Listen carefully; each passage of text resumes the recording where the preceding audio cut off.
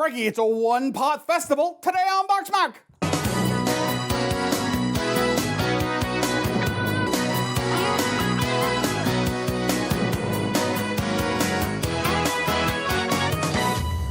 I don't know if my statement in the opening was true about one pot. We've got an Annie's one-pot pasta cheesy mac today we're going to give a try. This is going to be kind of unique because we've never done a single box. Fact checkers, do your stuff. Yeah, do your stuff. Let us know. We've definitely done shows where there was only one macaroni and cheese. But I don't feel like we've had only one box to open and consume. And this is a gimmick.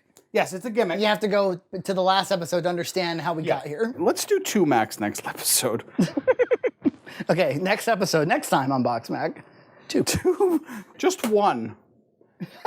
Do you want to do? Should we do an episode that's just 1? I'm in. That would be great. There were 5 Macs in that episode. So in the name of equality and equal balance, we're doing 1 Mac this episode, which is averaging 2.5 Macs an episode. But we didn't want to just do any one box. We decided to go for something where the whole concept is 1. Yeah, and honestly, I don't know if we could fit this into another show anyway. It would defy physics. It would just be weird. You would just say Weird Macs would be the episode. Yeah, Weird Macs and cook 30 of them, yeah. Annie's one-pot pasta cheesy mac with hidden veggies. I guess it's better than overt veggies. Step 1, warm sliced hot dogs into a skillet. There is some appeal to me, right? Because if you remember back in the day, I would cook up, 4B and a pack of D and and service all the D. Yeah, service everybody with a big bowl of M&D and doggos. Doggos. Yeah. I used to actually buy the cheapest doggos money could buy because at that time I was into the cheapest, Yeah, you're not much better these days, but a little. The money just floweth nowadays. I don't know about that. Let's not lie to the audience or to your best friend. Okay. When we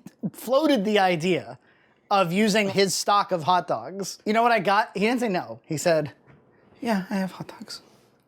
Yeah. I have hot dogs. Yeah. Well, can we cook them in the show? Yep. I did not say no. And I said, you don't want us to use the dogs? Well, I don't go out very much. I don't shop very often. And I said, well, I'll get you new ones. He goes, you're not going to be able to get Market Basket dogs. Because I'm not going to go to Market Basket. It's true. Yeah. It's damn true. Oh, it's true! It's damn true! It's okay. I'm going to get you nice hot dogs. No. These are actually really good dogs. I eat steak salads now. That's one of the things I'm eating. Yeah. $50 steaks. $50 worth of steaks? You don't understand how good these steaks are. Really? You don't get it. I don't. You know why? Because a long time ago, when you were a teenager, Yeah. you said, let's get the cheapest gas, let's get the cheapest steaks, let's not do steaks at all, let's go real I never long. buy beef because it's too expensive. Right? You need Angus sirloin steak cooked by a vegan.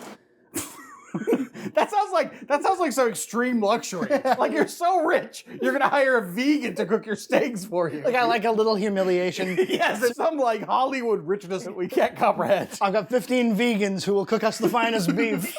She's really, really sweet to me. She actually will cook the beef for me. That's really nice. You get some blue cheese in there, some croutons. It sounds great. Now, can I ask you a question? It's not related to this at all. What's your green in your salad? It's mixed greens. Mixed greens. So you got your spinach, the lettuce. Okay. I prefer to go full baby spinach in my salads. They're very filling. I mean, they're pretty high calorie meals, but Yeah. you do get in the cherry tomatoes, Yeah. the shaved carrots. It's also low carb, isn't it? I mean, there's some carb. The but it's crouton low. is it. Can I just tell you my favorite crouton of all time? Ruby Tuesday's Salad Buffet croutons. The very best croutons you could ever have. Oh my god, they were pumpernickel. They were pumpernickel. So salty and oily. Yes, Nina even knows. For many weeks in a row, we went to Ruby Tuesdays. Yeah, I was trying to do salad bar then. I was leaving out of the salad all the yummy stuff, like trying to be really healthy. Yeah. That's not the move. No. Invite some crap into your salad so that you eat the veggies. Yes. And then eat less for the rest of I the mean, day. if you put a huge amount of greens and just a little bit of the tasty stuff, you can like get tons of greens and your tasty stuff and you're good to go. I love salads. Why don't I eat them very often? Good question.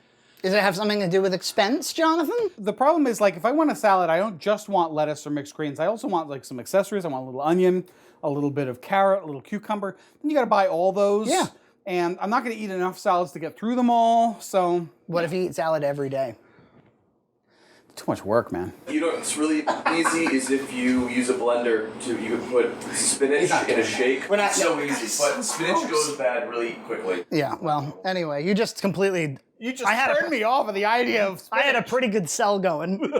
And you were like, no, let's drink it. And actually, it's hard. First step is we have to warm sliced hot dogs in a skillet for a few minutes. Nina has rightly laid out 2 skillets because we can start the rest of the recipe while the hot dogs are going, even though we've already wasted 35 minutes talking about salads. We could do this in one pot, and he's right, but we're not gonna. Let me tell you a little about these hot dogs. Tell me about these hot dogs. Here, we should both put our hands next to it. That's not the bread. These are Market Basket house brand soggy style hot dogs. A lot of people outside of Rhode Island are not going to know what soggy means. Yeah, soggy is just a very spiced hot dog. It's got a lot of flavor in it. Well, it's a brand, is it not? Yeah, it's a brand of hot dog. But You're trying to make it sound like it's a protocol. No, it's a brand of hot dogs, and they have a little bit of veal in them, some extra spices, which gives them a nice flavor. Just a little extra cruelty. Yeah, and a nice natural casing too. These have no veal; they're beef and pork, but they do have a natural casing, and they are spiced, so they taste pretty darn good, and they're a lot cheaper than soggies. What are we talking for a pack of these? $3.59. When you're at home by yourself, you're putting these in buns and eating them like real dogs? Yeah, You put them in the absolutely. microwave or you cook them? I cook them. I'll steam them usually. Steaming is my preferred way to do them. Yeah, big bowl of boiling water? No, just like a half an inch.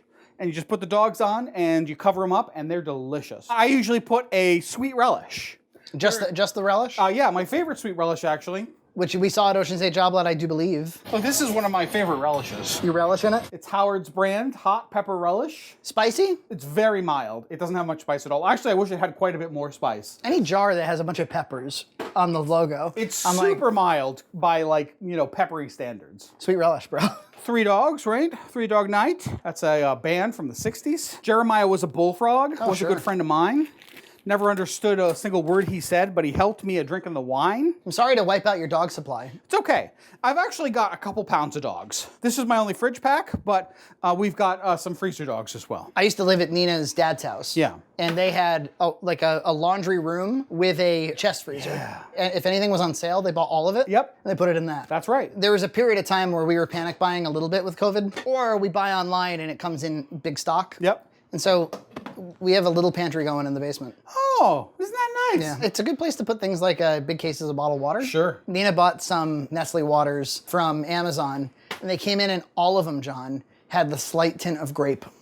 Really? In the whole thing. Is it like by design it say on the package? No. What? Those exist. And Nina was convinced that it was in my head, which was really very gaslighty of her.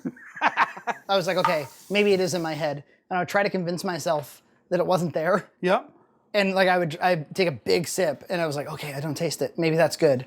And then about 20 seconds later, grape. You ever get food that clearly has a manufacturing error? Many, many years ago, around Halloween time, I bought a big thing of bite-sized Butterfingers. Yeah. Every one of them tasted like it had medicine in it. Yeah, I've had that happen. Sometimes they taste like they have Dimetap in them. Yeah. Like, what the hell is What this? the hell happened? People don't notice this? This just gets through? I guess so. I buy big barrels of Oots cheese balls. Especially during the COVIDs, they were like my, go-to comfort food. It is actually the largest container that they make. I have eaten more of these cheese balls than I care to admit. And I had one barrel, and it had a defect, but it was not a negative defect. In my view, it was positive.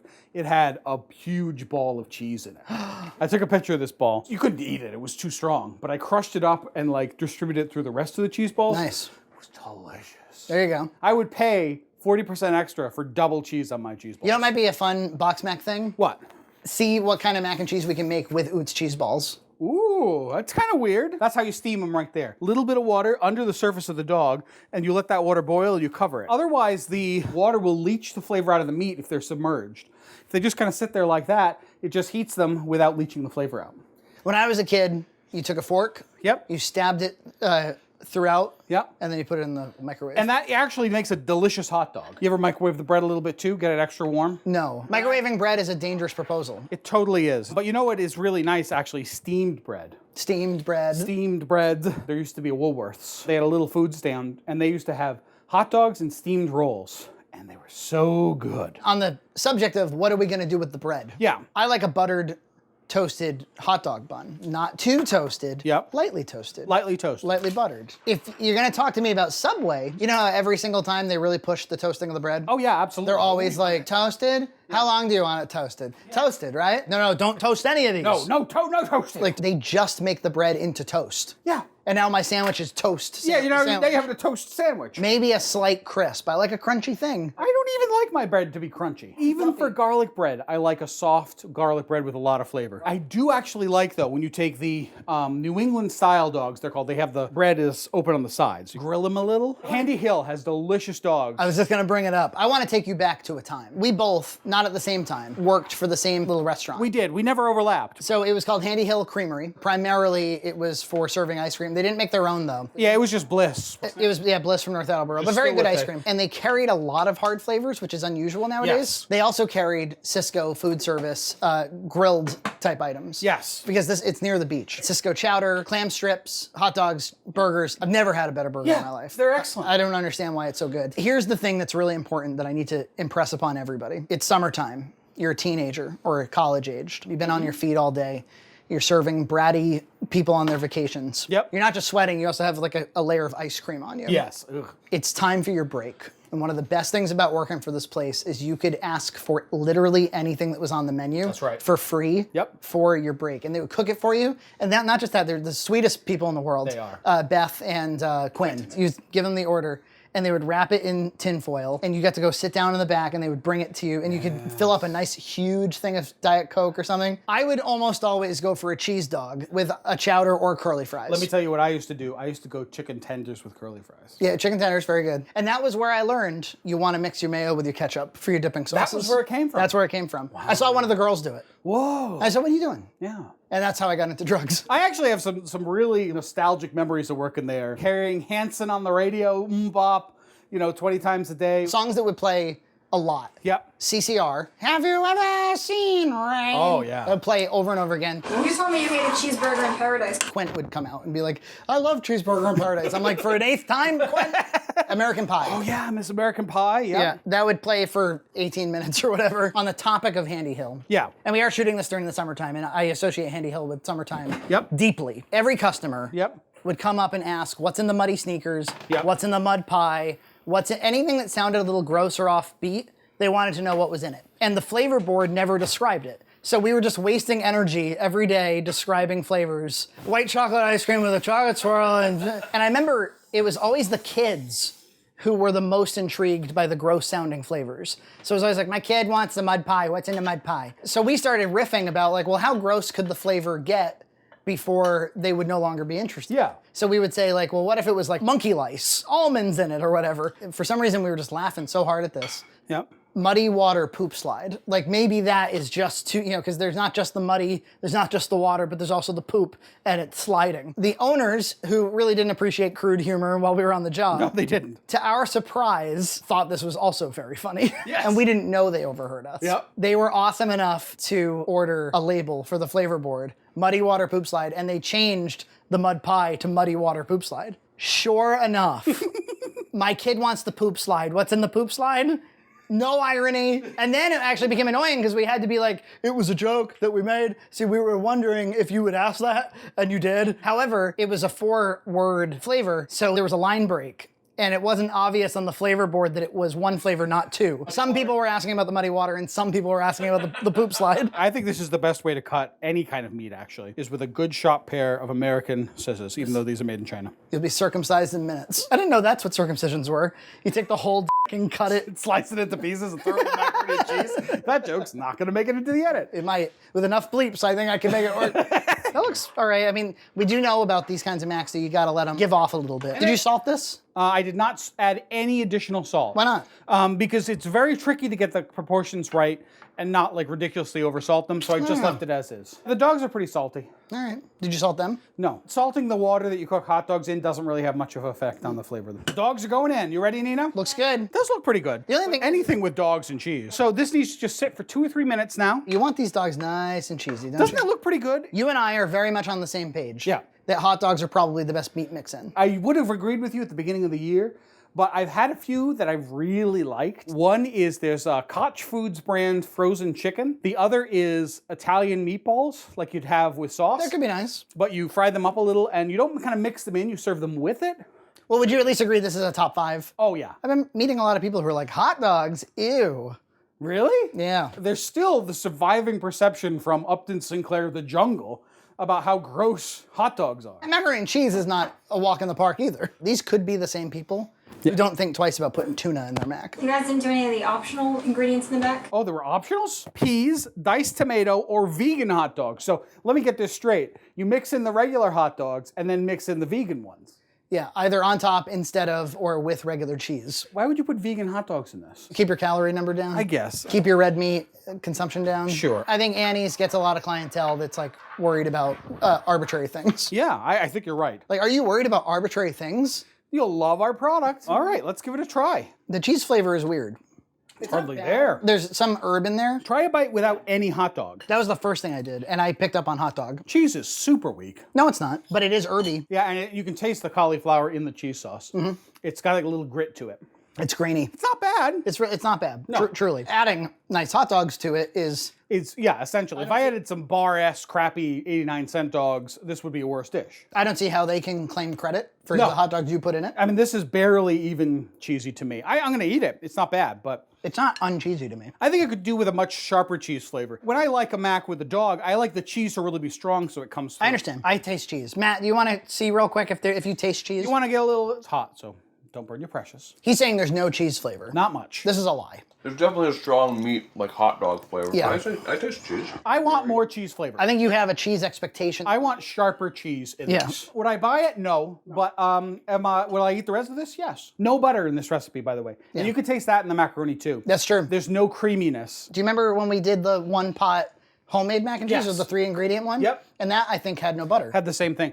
You could actually put a tablespoon of butter in, and I think it would add a little bit of dimension to it. It tastes to me like it was cooked in water. I agree. Yeah. Well, thank you.